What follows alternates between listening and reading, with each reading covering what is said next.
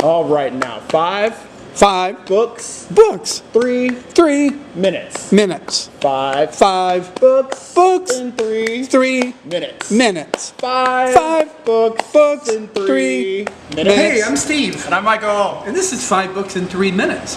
Michael, what book would you like to talk about first? I want to talk about A Kind of Freedom by Margaret Wilkerson Sexton. This focuses on one family, 3 generations of them exploring themselves and trying to understand themselves through the fabric of this country. It focuses in on how it is they create freedom in their situations. It focuses on Jim Crow America, it's focused on Reagan era America, it's focused on post-Katrina America, and how their stories, how their lives all intertwine with one another as they understand themselves in this country. So what's the time frame on this? How many years? Oh, there's got to be like 50 years. Oh, okay. Yeah. All right, cool. Steve, what are you reading? Hey, I just read Laszlo Krasznahortai's The Last Wolf. Laszlo Krasznahortai is a contemporary Hungarian writer, and The Last Wolf is about a journalist who's hired to write a story about the last wolf of Extremadura, and really screws it up badly. Has kind of an existential crisis, doesn't really know who he is or what he's doing there, compounded by the fact that the people around him don't know who he is or what he's doing there.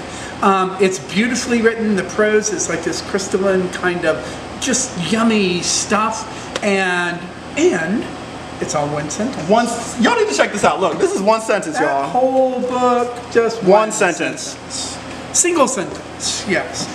All right, Michael, what about you? What's next My on your next list? book was Refugee by Gratz. This focuses on the stories of 3 young people during various time periods: a boy living in Nazi Germany, a girl growing up in Cuba during the reign of Fidel Castro, a boy in Syria in 2015, and how them and their families escape their situations in search for freedom as refugees. I think it's a very important book, especially for right now. It is middle grade. I ended up enjoying how simple they put something that was very important, very impactful, and I think it was something that everybody can understand, from young children to grown adults who I think just need to kind of create some sort of empathy around what's happening right now. And it's a young adult book, and we find no shame in young adult books. Right, there ain't no shame. Yeah, read young adult books, it's great. Absolutely. And we know that Gratz is from here in North Carolina, right? And you know what else I haven't told you? There's a Spanish edition of this. In Spanish. Steve throws in a new fact every take. I keep saying that just baffles me. Yes.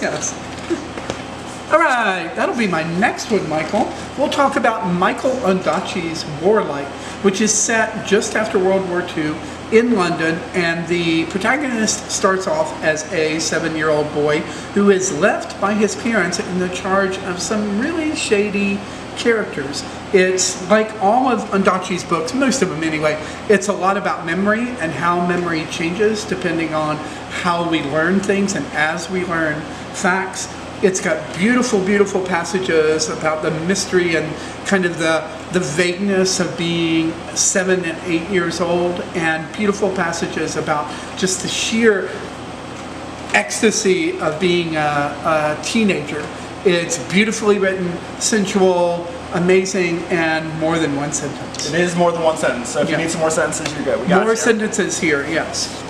And your last one, Michael? My last book I am super excited about. It is The House of Impossible Beauties by Joseph Cassara. This focuses on the Vogue Harlem ballroom scene. So if you are excited about tea and gas and honey and shade and all of these words that made it into pop culture, this is where it comes from. It comes from 1980s black and brown ballroom culture. People exploring themselves during the AIDS crisis in New York City, leaving families after being kicked out and creating families and creating love and understanding freedom as they learn themselves better and thoroughly. And it's a novel, right? It is a novel. It is a novel focusing on the House of Extravaganza, a real house of New York. That is Steve's ballroom. A real house in which people were dancing. Oh yeah, absolutely. Yes. They were presenting, they were giving face, they were serving down. They were serving down. That's my new phrase for the evening. Serving down. And I'm just going to throw out Rachel Cusk's new book, Kudos, which I have not yet read, but so will not be saying anything about, except that I want to read it because I read some other ones and they were really great. Rachel Cusk, Kudos. So look at us. We snuck 6 books in 5 minutes. We gave you 6 books in 5 minutes. Yeah. Amazing. So, And I didn't hear a thank you. Y'all always say thank you. yeah. Oh, there they did. Ah, We said okay, thank you there right we go. Yeah. You have manners. Thank you. Thank you, Michael. Thank you, Steve. Yeah. Unfortunately, we won't be doing this again because Michael's going away. Okay, but that's okay. I'm here with you in spirit. That's right. He will always be here with us in spirit, and we have a video of him. So there you go. Exactly. $5 and 3 minutes. $5 and 3 minutes. $5 and 3 minutes. $5 and 3 minutes.